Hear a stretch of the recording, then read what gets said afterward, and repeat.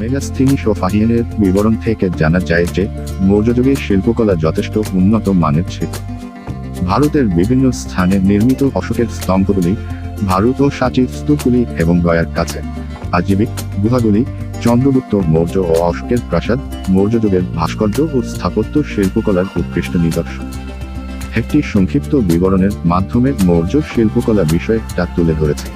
জানতে হলে ভিডিওটা দেখুন এবং লাইক ও সাবস্ক্রাইব অবশ্যই করুন। অশোকের নির্মিত স্তম্ভ ও স্তূপগুলিতে শিল্পনৈপুণ্য ও উন্নত রুচির পরিচয় পাওয়া যায়। একটি অখণ্ড পাথর দিয়ে এই স্তম্ভগুলি তৈরি করা হয়। নন্দনগর, এলাহাবাদ, রুমিনদেই, সারনাথ প্রভৃতি স্থানে বহু স্তম্ভ আবিষ্কৃত হয়েছে। সারনাথ স্তম্ভের শীর্ষে সিংহমূর্তি ও অশোক চক্র রয়েছে। স্তম্ভ শীর্ষের পশুমূর্তিগুলি অশোকের ধর্মচক্র, সিংহস্তম্ভ ইত্যাদির মসৃণতা ও সজীবতা বিস্ময়ের সৃষ্টি করে। বেশনগরের গরুর স্তম্ভ, ভারতের স্তূপ ও সাঁচির তোরণ ইত্যাদিতে সূক্ষ্ম শিল্পকলার পরিচয় পাওয়া যায়। স্তূপগুলির মসৃণতা আজও বিস্ময়ের সৃষ্টি করে।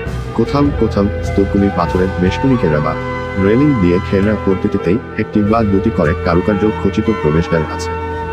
মৌর্য যুগে নির্মিত নগরগুলির রাজপ্রাসাদগুলি উন্নতমান স্থাপত্য চর্চার সাক্ষ্য বহন করে। মেগাস্থিনিসের বিবরণী থেকে জানা যায় যে নদী ও সমুদ্রের নিকটের নগরের আবাসগুলি কাঠ দিয়ে তৈরি করা হতো। চন্দ্রগুপ্ত মৌর্যের কাঠ নির্মিত প্রাসাদ মেগাস্থিনিসকে বিস্ময়াভিভূত করেছিল। অনেকে চন্দ্রগুপ্তের প্রাসাদে পাশে শিল্পকলার প্রভাব লক্ষ্য করেছে। অশোকের পাথরের তৈরি প্রাসাদটি ফাহিয়ানকে বিস্ময়াভিভূত করেছিল। ইউরোপীয় ঐতিহাসিক ও প্রত্নতত্ত্ববিদদের মতে অশোকের পাতলিপুত্র প্রাসাদ, সারনাথের প্রাসাদ ও সারনাথ স্তম্ভের সিংহমূর্তি প্রভৃতিতে পার্শ্বিক ও গ্রিক শিল্পরীতি অনুকরণ করা হয়েছিল।